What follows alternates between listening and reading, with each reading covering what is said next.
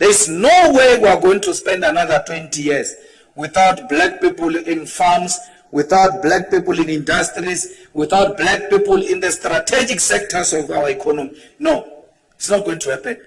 We need a radical program which will give our people the wealth of this country, ready to share with any white man who sees black people as the original owners of the land, not as foreigners in their own land.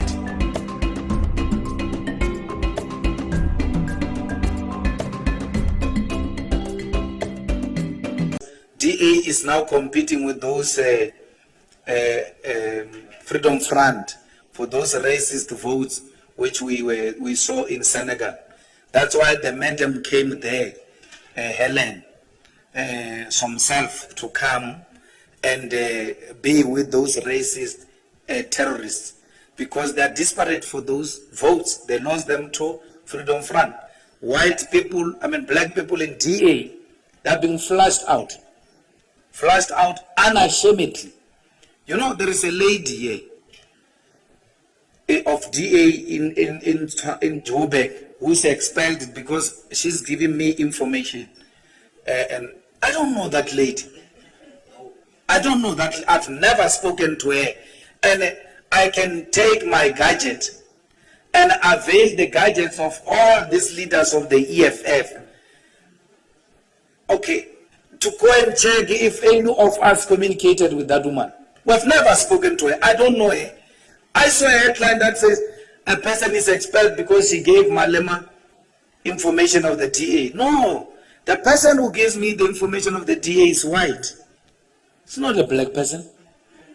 So I'm dealing with whites who are concerned in the DA that this thing is becoming purely racist, and they are not racist. Some of them I gave them forms, so I hope they will come soon. Very prominent whites of the DA. So there's nothing to expect from this conference except a consolidation of a racist policy. Because Madam came there sided with the racist, even when it was too hot. There, you could see the buttocks of the Madam shining and shining. It couldn't even be protected by sunscreen, but the Madam had to sit there because she wants the votes of those racists. So that's what they are. They are consolidating a racist vote. And they are going to a conference to consolidate the racist vote. So we don't care about what the DA wants. Mazoni says he is opening a case against Mbuyiseni because there's wildfire in Free State. Wildfires in Free State, which is something that happens from time to time in the farms. That's why in the farms we do those things of fire breakers, because we know a fire can start here anytime. It's hot, it's windy, fire can start. That racist forgets all small details that goes with farming. She just sees black people. When she says the farms are burning because of Mbuyiseni, she is saying the farms are burned by black people. That's what she's saying. They cannot hide their racism anymore. Because why would Mbuyiseni send white people to go and burn the farms of white people? But she doesn't know that we don't want a land that is burned.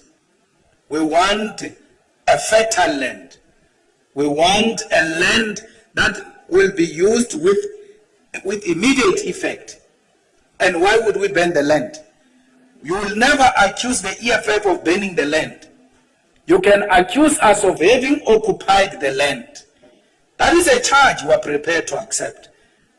Because very soon, if there is no progress, we may have to start occupying these farms because there's no movement. We need movement on the program of expropriation of land without compensation. So these occupations we are doing, we are just shooting the warning shots. We actually want the real thing.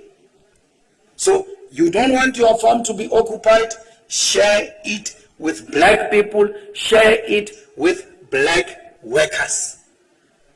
Because that's where we're going. There is no way we are going to spend another 20 years without black people in farms, without black people in industries, without black people in the strategic sectors of our economy. No, it's not going to happen. Where we celebrate 50 years of democracy and we are still where we are, then we would have failed as a generation. We need a radical program which will give our people the wealth of this country, ready to share with any white man who sees black people as the original owners of the land, not as foreigners in their own land. Thank you.